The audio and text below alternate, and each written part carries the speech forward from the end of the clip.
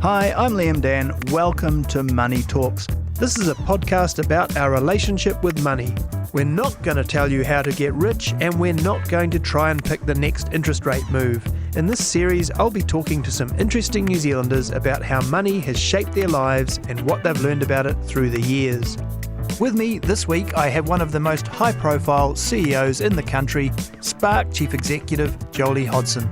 Kia ora, thanks for being here. You're stuck at home, right, with a broken ankle? Broken leg, that's correct. Yeah. About 3 weeks in of an 8-week stint. But no. Yeah. Is it sporting injury or? Walking, falling off a seawall.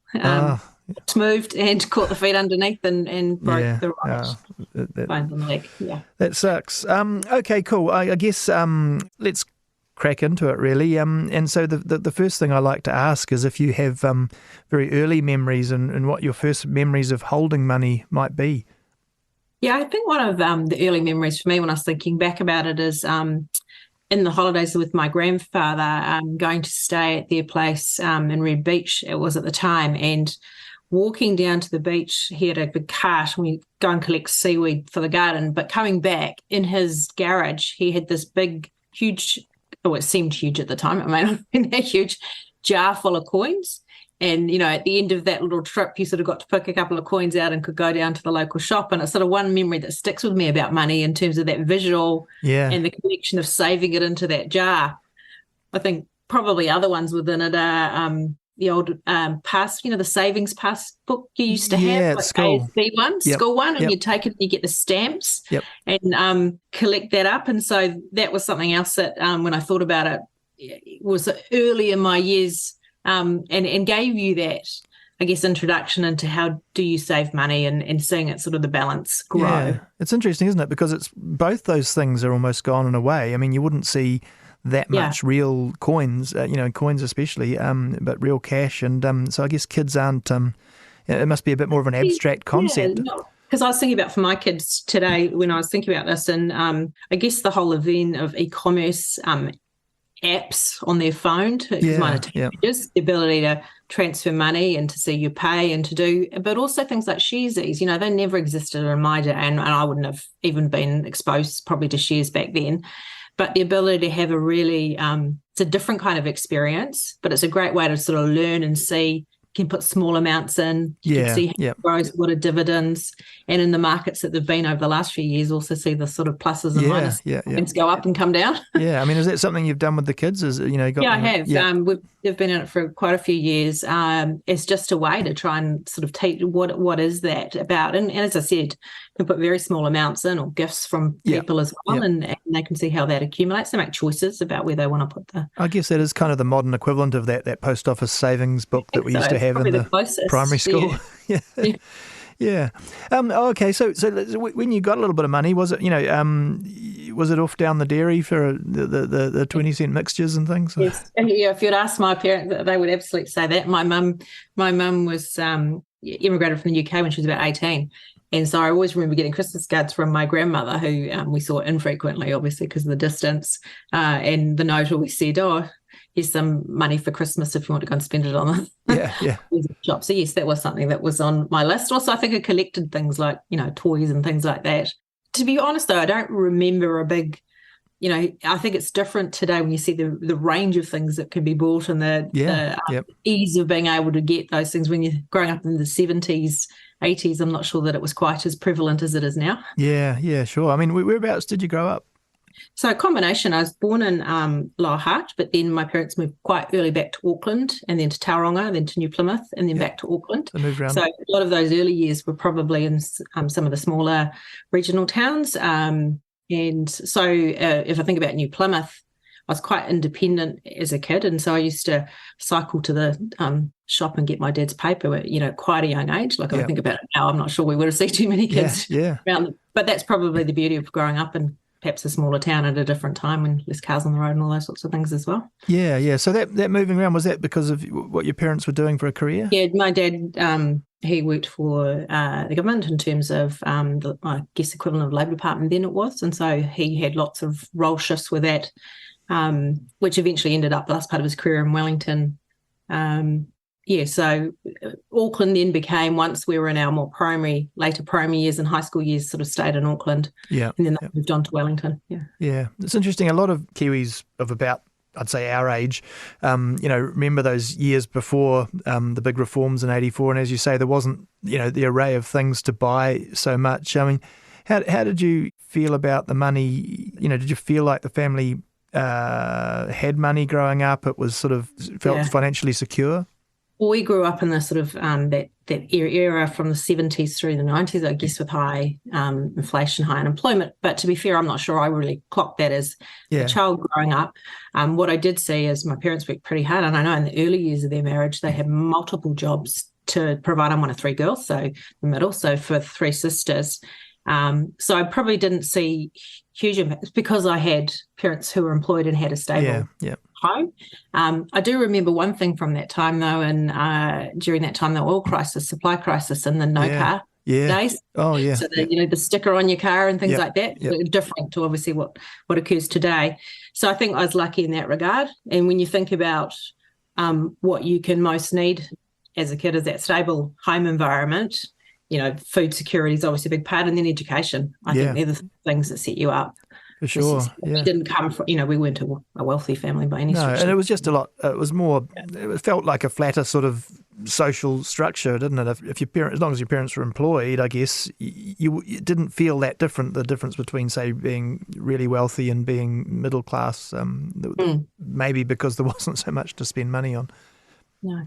And did you get part-time jobs growing up? I mean, what was the first job you had? So the first memory would be like a local paper round when I was in primary school in Auckland. I'm pretty sure my mum helped out quite a bit with that as well when I think about it. Yep. But then I went to uni off, what was sixth form then, and so I worked for the warehouse and did radio research for all those years in terms of putting yourself through university. That's probably the time when I had the least, money when you're shifting from that school into supporting the university time, and then before you were really employed. Yeah, sure. So is that like ringing people up and asking them their opinions on things? Yeah, so if you think about music being played on the radio, going through and ringing people on a evening, how did you vote on these songs in that order? And then obviously the house was part of the original, one of the original stores in Takapuna with head office was sort of across the road when I started there. Yeah, so long time, so a lot of the weekend and part-time work. That would be the early days when Stephen Tyndall was still in and around the office and things? Very heavily, involved then. And, so I had 3 or 4 years working there. Great way to learn about retail, customer experience, handling money, inventory, all those sorts of things. Yeah, I bet. And so when you had a little bit of money in your pocket, were the things that you splashed out on, or was it, I guess if it was those student years, it was, you are paying the bills and just... Yeah, and... probably one of the things the warehouse did enable was one of those overseas trips. I was able to save up. I can't remember. It was the days of holiday pay and things like that, and a few more penal rates. So got one of those trips at that time. And that gave me a bit of a bug for travel. Also through school, I got an opportunity. I did some languages, and so there was a trip to Japan, but that was completely fundraised. Yeah. So working in factories at night time, sort of packing cards and things like that. Yep. But it gave you a good appreciation of what it costs to travel, but also a desire to be to see different cultures. And at that time when I was 15, so that was in the 80s, it was quite a different experience to go to a country like Japan. Sure. So you were learning Japanese at school? Yes, I was. That was that era when Japan was booming, wasn't it? And it was the future to learn the Japanese language. Have you kept it up? Not really. That would be fair to say. Yeah. Although we are going back again with my family. It's a great place to visit. In April next year, my parents actually were having a bit of a trip. So yeah, it's a lovely place to visit. And so going through school, did things like money and career success influence your choices going through school, or were you just sort of taking it as it came? The things that really were important to me was that more of the independence, the ability to be able to look after yourself, to do the things that really interest you, as well as I've got older, obviously the ability to provide for family and things. So it wasn't really a desire to have money that drove me down a particular. It was actually about what I was interested in. So I went down the commerce route at university, went to Auckland Uni, and came out of that, and then went into Deloitte's for about 8 years, worked through there. A great place to train and build your skills and get to see a lot of different businesses and how they operate. Yeah, sure. So they're probably the things that influenced me more. We did have, my parents were very strong on the educate. We were the first of, I think, of our generation to go to university of our extended family. So, and that sets you up, I guess, to have opportunities. Yeah. So when you're coming through the commerce part of it, did you recognise you had a bit of a knack for that, for those subjects? Yeah, look, I enjoyed them at the time, and they were something that I was reasonably good at and could apply them. And I think when I think about it, even as a CEO, it gives you really great grounding to be able to assess commercially what how to think about different strategies, parts of the business. So it served me well, and it gave me a lot of opportunity to work in different roles. I moved across to Lion in Sydney for 12 years as well, and I worked through different roles there before I came back to New Zealand again. So I think it served well as a career base foundation. I mean, it's interesting when I talk to business leaders, there's a kind of a little bit of a split between, there's the entrepreneurial, the people who are self-made and the people who've done well through the corporate world. And there's there's an interesting split there perhaps. And when you think about John Key and Christopher Luxon, and it's can be different attitudes to risk and things, can't it? I mean, entrepreneurs generally have to take some bigger risks. Yeah, well, there's a lot more personal skin in the game very early on for a number of entrepreneurs in terms of particularly if you're starting from scratch a business. And so that is a different kind of pathway. That doesn't mean there isn't risk in business, but I think in terms of, especially in corporates like ours, in terms of the support you have around you and that decision-making, how you think about things, quite different to when you're starting completely on your own in a business like that. So those pathways, they are different. How did it work at Deloitte's? Do they sort of throw you in the deep end with some, obviously with a team, but on a range of different companies?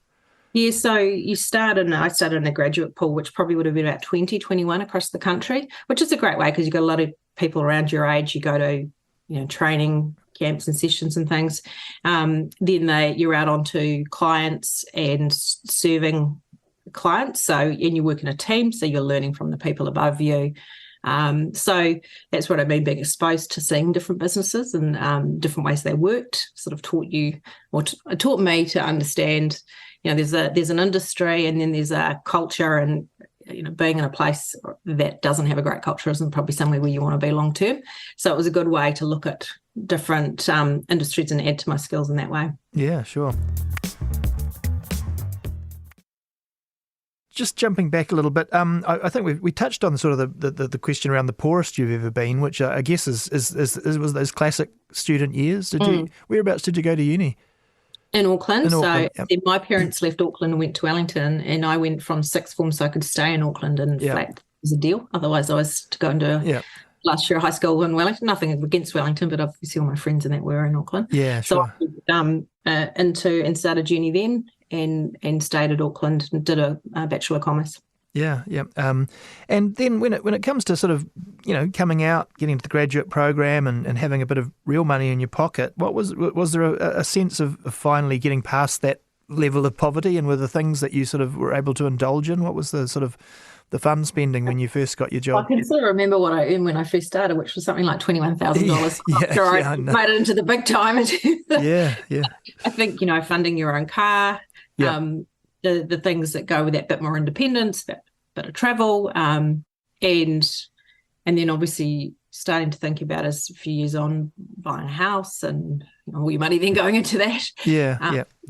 Towards the bank and so forth. So they were the sort of things that I did or invested in. I was lucky enough to have business as exchange to San Francisco while I worked for Deloitte as well. So I got to see a bit of the world while being paid to work. That's nice, yeah. So that period, did you say it was about 9 years? Or?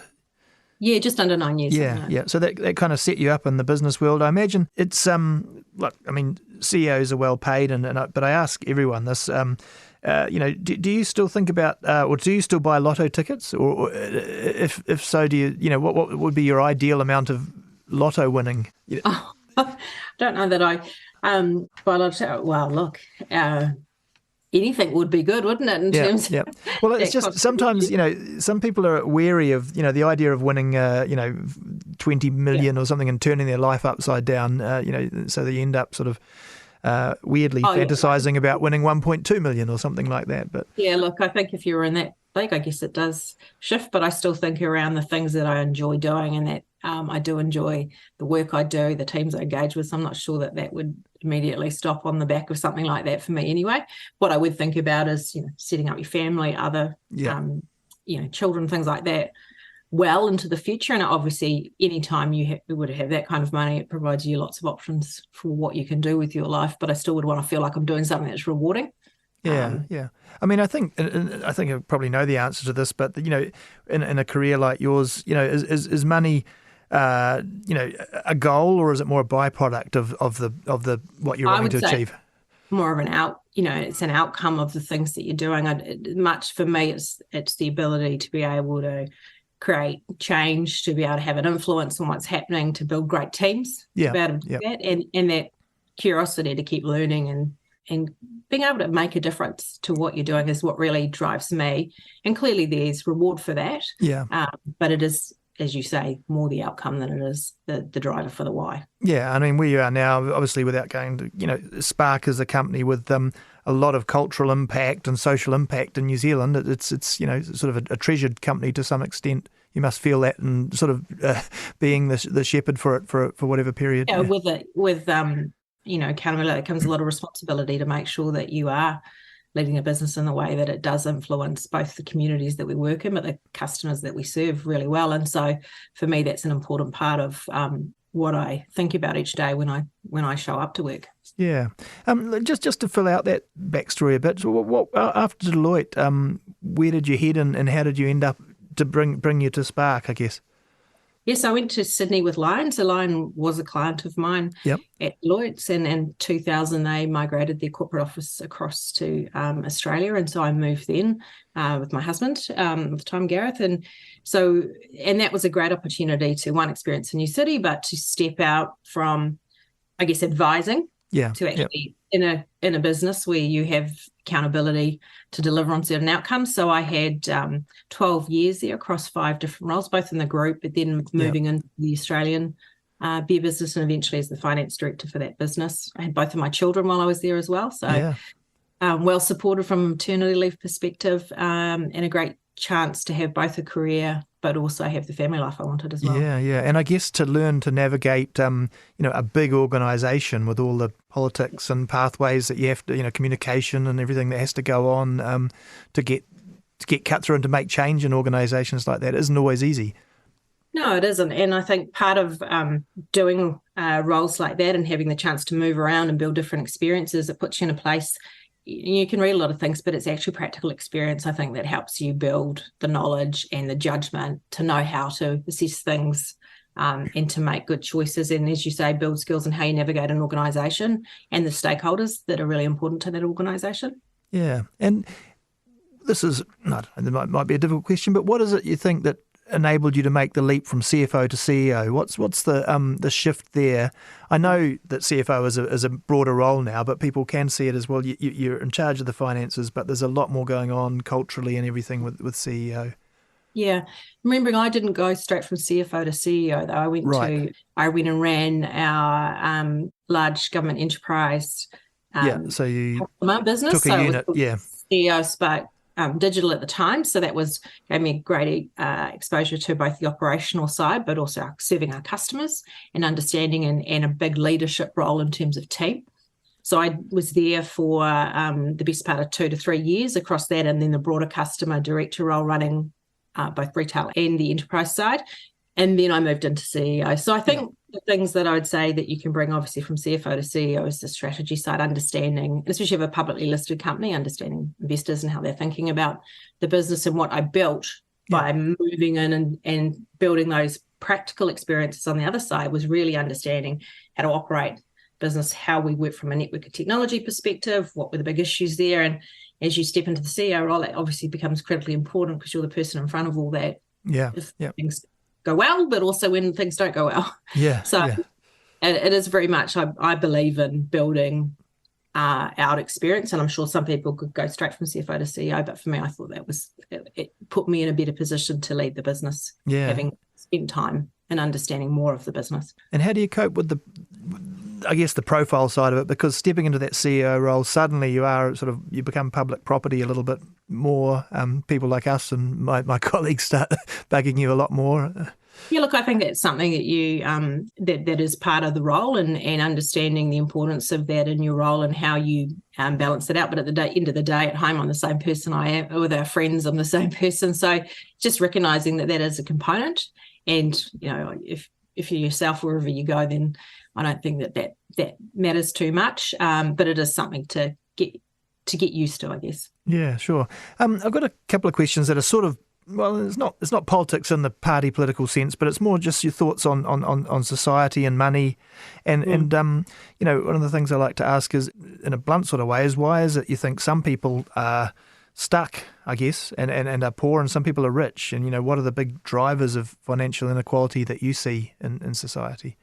I think it goes a lot to, talked about earlier about my experiences of having parents that could be employed, a stable home environment. And if you've got home security and food security and education, you've got a chance to be able to participate, contribute, be able to make those shifts. If you don't, that's really challenging. And I think that's one of the biggest, divides we see today in our society between those that do have and those that don't, and how do we actually make sure that we've got the right policies and support around making that shift. So I'd say education out of all of that is the biggest shift. Yeah. But equally, if you don't have home security and you don't have food security, very hard. Yeah, and I mean, these days, I suppose even the communication side, actually having internet security or access to, if you think of the kids in schools that don't have internet, it becomes difficult to get through the school system. Yeah, and we would say, because if you look more holistic, there's 1 in 5 who either don't have access through affordability or income poverty, or through a lack of skills or trust in the internet. Yeah. So that's a huge amount of households in New Zealand, about 130,000. I think you stand back from that. So a lot of focus we have at Spark is around how do we actually help support that. So we do that through affordable products. So we have a not-for-profit to actually shift that, because I do believe the ability to be able, you think how many services are on the internet today? Yeah. If you can't access it and you're not comfortable using it, then how do you actually contribute to society, and how do you build and learn? So one of the big focuses for us has been around supporting that through our foundation. And so we've gone from having sort of 500 homes, if you look back to 2020 on our not-for-profit, to 28,000 homes now. Wow. That was obviously accelerated through COVID, when you saw a lot of people having to work and learn, connect from home. Something that we're very passionate about, making sure that we continue to support and build, and it's something that I'd love to see. If you stand back and think that if the world is going to digitise more, and I think it will, apps continues to open. So how do we as a society make sure that basic need is met? And so we've got a role to play, but it'd be great to see more movement on that more holistically as well. Sure. I mean, I guess that goes to one of the last questions I've got, which is sort of probably stepping outside of your current role. But if you were suddenly to be in Chris Luxon's position or a position like that, is there a policy or a sort of one big thing that you would like to do or see happen that could maybe fix or shift the dial on inequality? So I think can I have two? Yeah, sure. Go on. I think the education component is really important. Yeah. We need to have a leading education that's accessible and available for all New Zealanders. So that's because that's the way I think you truly get people out. But in getting there, we have got a divide right now that needs to more support. So on housing and on food, and there's an affordability issue, especially in a high cost of living environment that we're in. So we need to be doing more to actually close that gap as a society. And they're not easy things to solve, but I don't think as a country we should be happy about where that sits today. No. That's great. I've just got sort of one more question to wrap up, I guess, and that's, I guess it goes to, again, having come through the path you have, you've worked very hard and are still working very hard, but has having more money changed your outlook on life? I think what it provides, clearly it provides opportunities to think about things and get involved in things that perhaps you wouldn't if you didn't. So what I mean by that is the ability to invest in some things that maybe I wouldn't have been able to if I didn't have that position, and that exposes you to new ways of thinking, and that you talked about entrepreneurship before. So the ability to be able to support some of that, and in my life, the ability to travel, because everyone works hard, and I think trying to find those balances of two. How do you actually create experiences on the way? You don't want to get to the end of life and think, I spent a lot of time working. What actually happened? Yeah. Around that. And I think about my children, my parents, they're only with you for a period of time. So how do you actually make sure you make most of experience? So traveling, something that we like to do as a family, as part of that. So they're the types of things I guess you get opportunity with that I wouldn't have otherwise. And then, the giving back part is also important to me. So making sure I've had people that really helped me in my career. And so things like On Being Bold, where we come together to really help women in business. Yep. That is one of those areas.